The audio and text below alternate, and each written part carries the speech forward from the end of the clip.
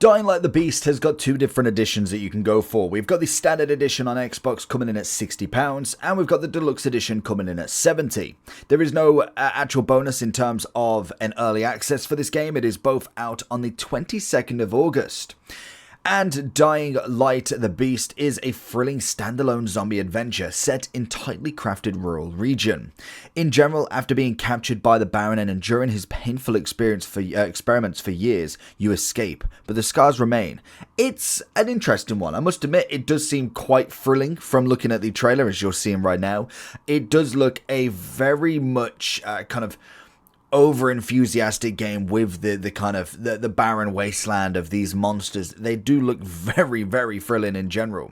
Now, in terms of the two standard edition, I must admit, it's a very interesting game to see it come out at 60 on the standard. You don't see too many coming out like that. Normally that is kind of set for your really top-end games, and to be honest, I'm not necessarily a massive player of a game like this, but I wouldn't necessarily said the standard game would have been the 60, but it's interesting in itself.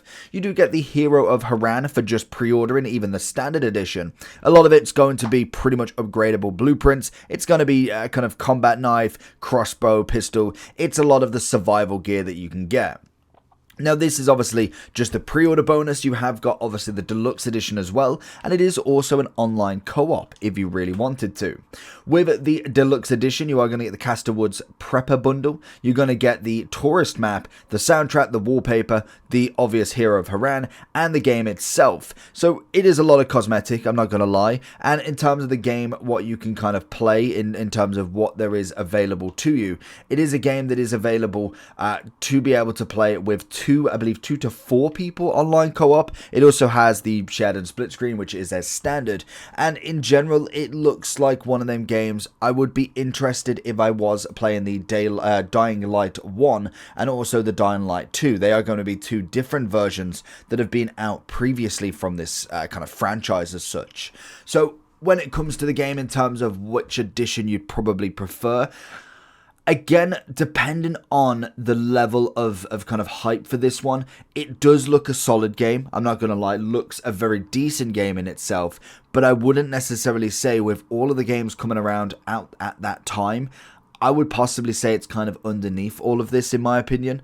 But with the £60 price tag, could we see it go on sale quickly? I mean, that's going to be a very speculative sort of estimate, more so a guesstimate, if anything, because I do think that is very hard to see a game warrant itself a sale very quickly unless it does incredibly bad, which you'd hear before the game comes out, to be honest, because naturally you kind of get that vibe with how many people are pre-ordering, how many views you're getting everywhere, whether that game is worth it or not.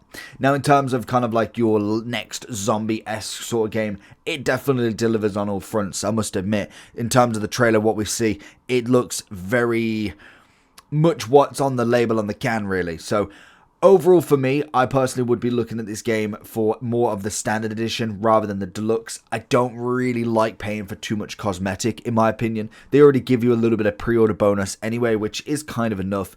I wouldn't necessarily want to go too much more, but I could understand if somebody wanted to kind of give the almost the creators a little bit of an extra just to kind of keep going with the franchise and with just games in general. I get supporting the community and also the game engine in itself. So I understand paying that extra 10. It's not like they're asking for 20, 30, 40 pounds upgrade for just the cosmetics and no early access. But in general, I would be looking more towards the standard edition, if anything. And then potentially, do we see this on a Game Pass at some point, or even just, like I say, on a sale kind of in the Christmas period? Whether we do, that would be the interesting time as well. But it does look a very interesting game to start with, and there's definitely going to be a lot to go with. So let me know if you're interested and if there is more of a lore back to this game. But other than that, make sure you like and subscribe.